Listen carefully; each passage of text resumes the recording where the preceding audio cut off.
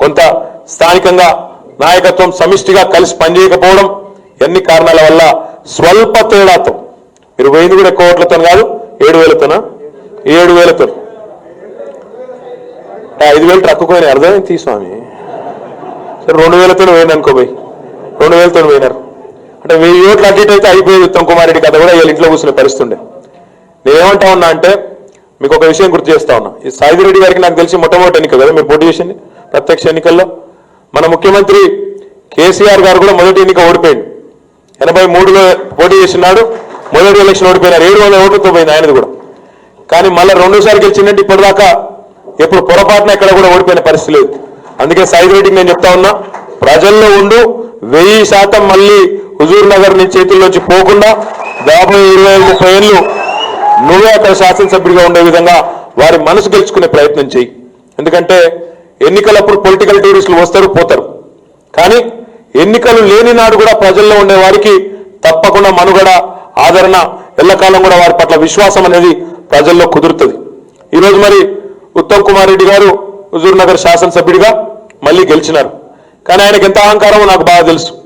ఎందుకంటే పోయిన 4.5 సంవత్సరాలు మేము మంత్రిగా నేను జగదీష్ రెడ్డి గారు ఉన్నాం ఆయన శాసనసభ్యుడిగా ఉన్నాడు కానీ ఒక్కటంటే ఒక్కసారి జగదీష్ రెడ్డి గారి నేతృత్వంలో జిల్లా పరిషత్ సమావేశం జరిగితే జానారెడ్డి రాడు ఉత్తమ్ కుమార్ రెడ్డి రాడు కోమటిరెడ్డి వెంకటరెడ్డి రాడు వాళ్ళ ఫీలింగ్ ఏంటంటే మేము చాలా గొప్పలము గివీళ్ళు మంత్రి పదవులు విడగబెడుతుంటే మేము వాటికి పోవాలనా అనే అహంకారం అంత అహంకారం నియోజకవర్గానికి రావడం నాకంటే బాగా మీకే తెలుసు నేను చెప్పాల్సిన పని లేదు కాబట్టి వాళ్ళు ఆనాడే పోయిన 4.5 సంవత్సరాల్లోనే ఒక్కటంటే ఒక్కసారి హుజూర్ నగర్లో ఫలానా పని కావాలి అని ఒక్క మంత్రిని ముఖ్యమంత్రిని పొరపాటున అడిగిన పాపాన పోలేదు మరి ఉత్తమ్ కుమార్ రెడ్డి గారు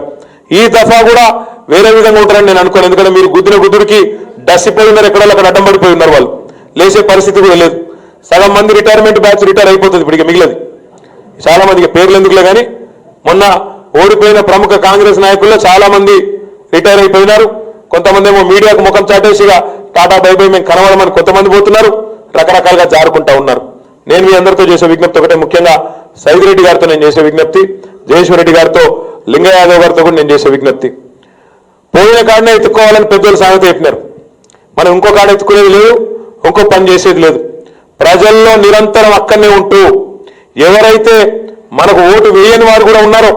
వారి విశ్వాసాన్ని వారి అభిమానాన్ని వారి ప్రేమను కూడా మళ్ళీ తిరిగి పొందే విధంగా స్వల్ప కాలంలోనే అక్కడ ఎమ్మెల్యేను మరిపించే విధంగా మీకు ప్రభుత్వ పరంగా పార్టీ పరంగా సంపూర్ణ సహాయం సంపూర్ణ సహకారం మీకు ఎల్లవేళగా ఉంటుంది అక్కడ అధికార యంత్రాంగంతో పనిచేయించే విషయంలో కానీ